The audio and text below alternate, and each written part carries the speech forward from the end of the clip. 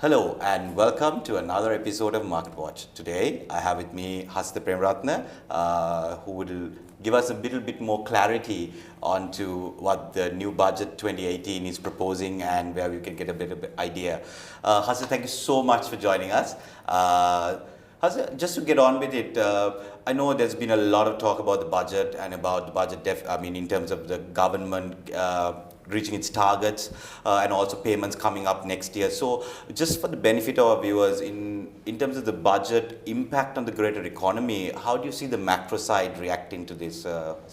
Yeah, so first of all, I think there is good progress and positive trend maintained in the fiscal consolidation, which is an important part from a broad economy perspective, because we've seen that the fiscal deficit has been widening somewhat in the last few years, but last year and this year, that is 2017, 16 and 17, we've seen some control coming in, and then that trend is expected to continue to 2018 as well. So to bring the deficit to 4.8% of GDP, which is a reasonable number in the context where we operate. But having said that, the revenue targets seem to be a bit ambitious. That's normal in any budget. At the time of the reading, we always see that the budget aims a lot, at least you'll get somewhere. And in the meantime, there are expenditures, especially on the recurrent side, which are expected to stay somewhat controlled. But naturally, again, what happens most of the time is that the recurrent expenditure will go up, and then that will be offset by cutting down on the public investment, which is not a good thing. So reality, I think, it would be that in a nutshell. But then having said that, if you look at the implications of this towards the next line in terms of interest rates would be that there will be some stability in interest rates in the coming months, because we can see clearly the government revenue mechanisms are falling in place, and there is a lot of collection and widening of the tax net, which has helped.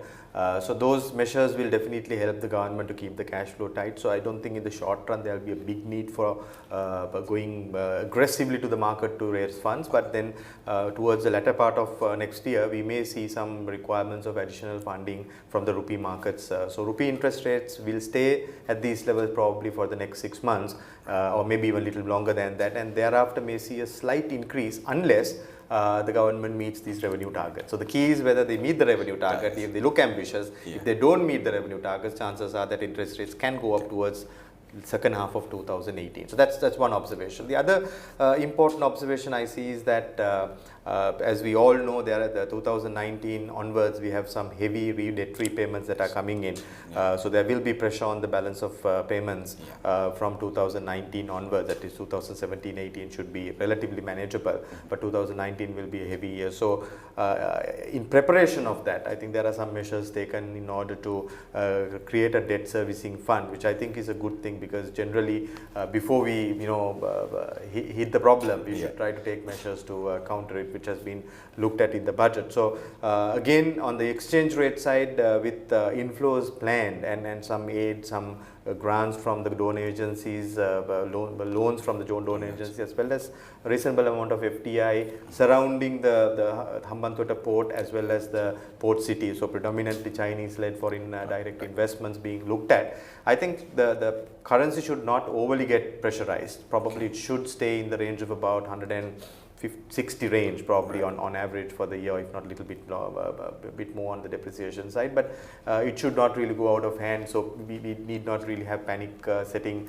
Normally when the year starts, we have this view that it will go out of control and go to levels that are unprecedented. But I don't think this year is starting that way. That's a good news. So broadly, good fiscal consolidation is planned. Interest rates should stay if the revenue targets are met. If not, we might see a slight upward revision into the interest rates, and then the currency should not totally go out of control. So overall, I think the macro scenario seems to be getting into control compared to what it has been. But of course, a lot of work to do and a lot of areas in these proposals to be properly implemented in order to see this type of proper consolidation in the macro environment. As on the same lines, if you look at the interest rates wise, I know the market liquidity has been very high, and I think the deposit rates have been actually dropping as well. So we notice that the market's actually much plus, so that means there's more money in the market. So, and also with the the policymakers wanting to reduce borrowings, if the private sector credit growth has slowed down. So with all this, what we've seen is more of a reaction more towards liquidity on the interest rate side rather than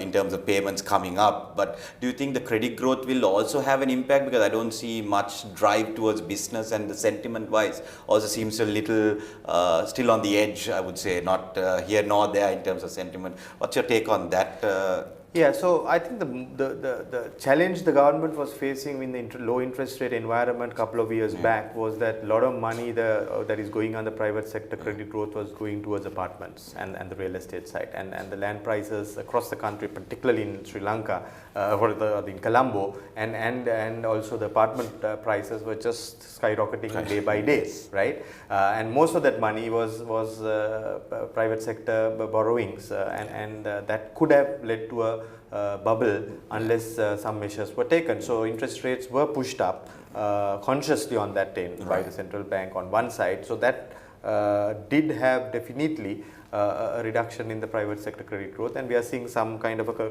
containment there, which I don't see it as a bad thing, because if not, we would have seen a wrong behavior. But having said that, general interest rate hike may not be the answer in that situation, but maybe controlling the credit into particular sectors may have been a better way of looking at it, because at this point of time we also need the low interest rate environment to support the economic growth, because we are talking about 4.5% to 5% economic growth in this country, but our regional peers, if you look at, almost all of them are growing at about 6 to 7%, right? So naturally we are lagging behind in terms of growth, but interest rates need to be controlled, but not necessarily so. But I think this budget also has brought in some proposals of this nature. If you really look at the SME sector and some of the entrepreneurial requirements that are there, there are a fair amount of proposals that have been brought in under that Enterprise Sri Lanka category of the budget, which talks heavily about the subsidized interest rate. So there is 6%, there is 6.5%, there is 100% of subsidy sometimes, and then there is also rates about 8% subsidized rate to be 8% to be offered to certain type of SMEs and businesses. So this is a good sign, because we have to make sure that the SME sector is being given prominence, and growth is coming most of the time in the broader economy by the SME sector. So for that, a lot of encouragement has been given. Not only SME, even the smallest sectors even below the SME categories need that injection. So that's a good sign, which has been taken. So I think interest rates need to be managed very delicately, because it's something that we need on one side to stay low to support growth, but on the other side we can't let it just go, because inflation and these real estate bubbles can create bigger problems to the economy unless it's being controlled. Right.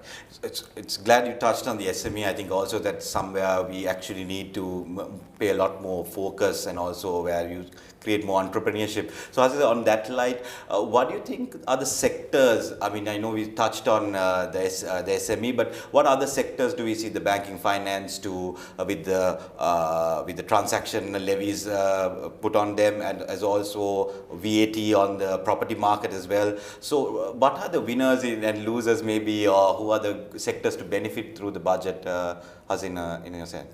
Yeah, I think to start with, I like the Enterprise Sri Lanka segment of the budget, which really focuses and talk about how the SMEs and the smaller segments of the economy to be given hand and through subsidies, through different initiatives, to make sure that they have the type of money and the encouragement and the incentives to start their own business or grow their business to another level, particularly from export mode. right? Because Sri Lanka, as we know, we have a 20 million, 21 million population, so our domestic market size is not too big. So if we want to really grow and become this big country, naturally our exports have to grow much faster, and government has set a target for a midterm target till 2020 to achieve $20 billion of exports, which is almost doubling from the current levels, which is a very ambitious target. But then having said that, for that target to be achieved, while some of the large exporters will definitely be playing a key role, in the meantime, the SME sector will also have to play a vital role. So it has to come definitely from the backbone that you're setting and pushing the entrepreneurs to drive, to do their own thing and try to create new niches that can really be competitive for Sri Lanka. Because Sri Lanka in general, if you look at that competitiveness in terms of being a cheap manufacturing destination, is not the right thing. But then if you look at what we can do to go up in the value chain, to build consciously into the whole segment of value creation, I think then definitely there is opportunity for the country and the economy to build a new segment and grow the exports. So that's something that I think is interesting.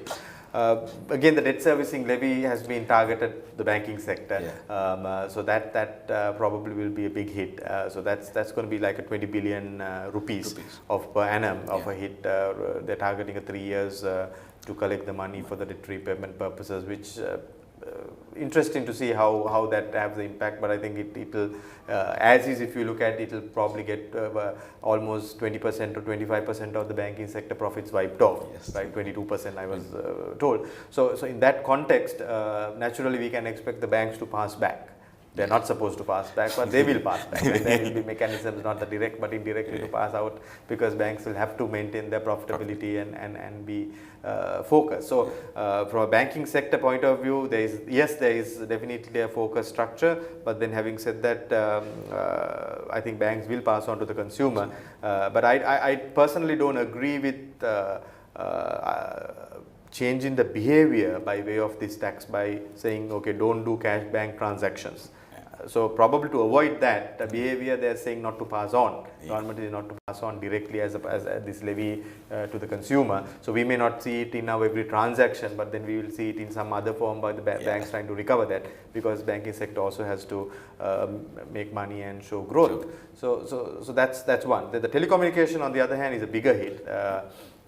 Only 2 telcos are making money at the moment, right? And those 2 telcos and the other telcos put together, I think, are expected to pay a massive 200,000 rupees per tower, which is a big amount. And obviously, with the type of the number of towers that's around, it's going to definitely have a larger impact. But the government is trying to recover. I think I saw about 13 billion out of this tax, which is a big amount. But whether the telco sector can weather that, again, it depends on whether they'll pass on that to the consumer. And tariff is regulated, but they will have to find a way in which it will be passed on. So you can expect the bank related consumer cost and the bank telecom related consumer cost to go up in indirect forms, not in direct form, because obviously because the government is saying not to increase it directly. Other main sector that's getting impacted is the shipping sector. Now I saw the shipping community basically making a plea that it should not be opened up for the foreign investors to come and take 100% stake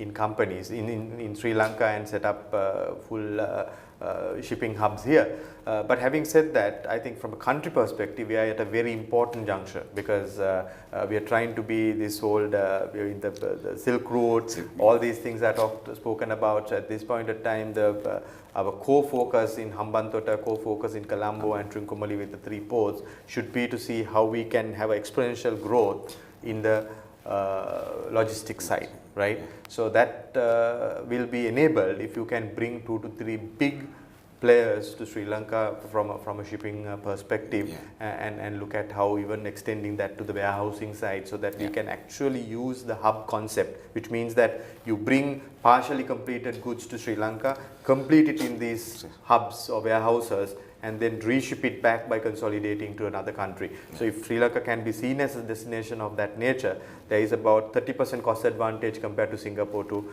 pull the business out here. And with the FTA between Singapore and Sri Lanka also coming in, this can be really an opportunity to take it to the next level. So I think it's a good decision to open it up because it's needed. I know in the meantime that from a shipping industry point of view, it is definitely going to have an impact to the existing players.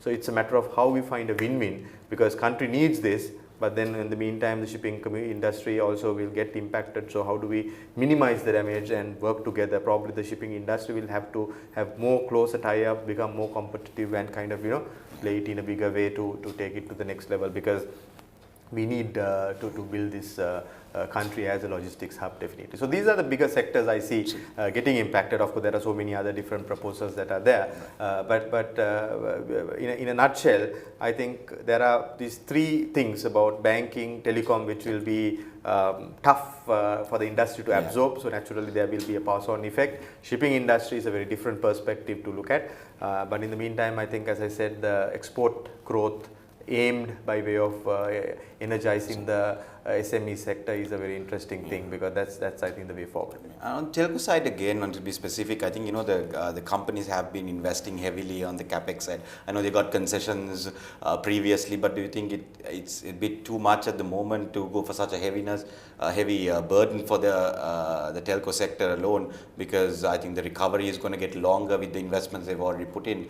So would we, like you said, the profitability is going to be questionable. So is it definitely going to hinder the growth of the sector in the future? Is that what we could expect as well? Or? Well, I think if you look at relatively, Sri Lanka is one of the cheapest telecom rates. Sri Lanka has one of the cheapest telecom rates, right? And that's regulated by the TRC. There is room probably for the rates to go up. As a consumer, I won't like it. But then having said that, from a overall broad economy point of view, if you look at it, government needs money for sure, right? The heavy debt repayment is coming up, so they need to create the fund. They need to have that absorption being put in there. So it's an easier place to tax. Yeah. Right, you don't need to go around 100 people, you just have 6 players to take the money. So that's how probably the government has looked at it. I assume that there will be some relaxation in the rates from the TRC to adjust, and part of this probably might have to be ultimately paid by the consumer. So it's a sector that has been found widely penetrated in the country. So if you are increasing the rates, if you increase in the data rates, naturally the whole country will pay. It's kind of an indirect tax if you look at it that way, because I'm sure the telecom companies will be innovative enough to find ways in which to pass on.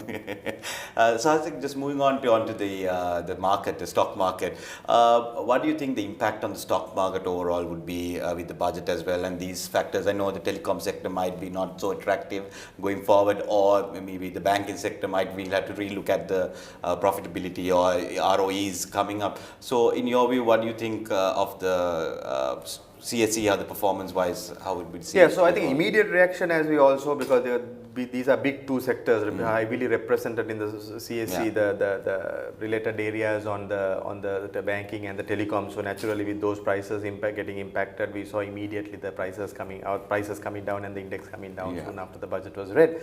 But one thing that we need to keep in mind, like what I said earlier, this 20 billion that the government is trying to collect from the banking sector, not necessarily that whole of that will be absorbed by the banks, right? I'm pretty sure by end of year banking profits will grow further, right? Even after this tax, I'm pretty sure, because banks will pass it on, banks will have to pass it on, and banks will have to show growth. So I really don't think that the investors should overly get carried away and get upset about the banking sector profits due to this, because banks will find it a way, probably more than the investors. I think the consumers should be, or the banking consumers should be more impacted, because they will not know where this will be ultimately recovered. It will come, right? So I don't see a big issue there. Telecoms, like what I said, again, same story. So these are the two big sectors that have been impacted by the budget heavily. Other sectors relatively should be okay. So my view is that the short term we saw some negative behavior in the market, but more in the medium to long term, with the push that's coming in more proper economic consolidation, fiscal consolidation, and the type of proposal to build economy underneath, which is the SME, the focus on the enterprise Sri Lanka, drive on the exports. should naturally show medium to long term fundamentals getting stronger, and especially the fact that the debt repayment that is coming, which is inevitable, right? We have to face that reality, whether we like it or not, and there is some planned preparation going on for that, which is encouraging to see. As a consumer, I may be personally impacted, but then if that is what it is, that is what it is, right? We have built roads, we have built highways, we have spent so much money in the last 10 years or 8-9 years with a lot of loans, right? So if those assets where the investment has been not paying off, naturally we will have to do some work to collect money and move on. So my view is that somebody will have to pay for this. These loans, and ideally the budget should prepare for it and have a plan to pay so that it can create the ultimate drive. So CSC in the medium term should actually turn positive than negative. Lovely. Thank you so much, Hasita, and thank you everybody for joining us, and hope to see you next week. Bye-bye.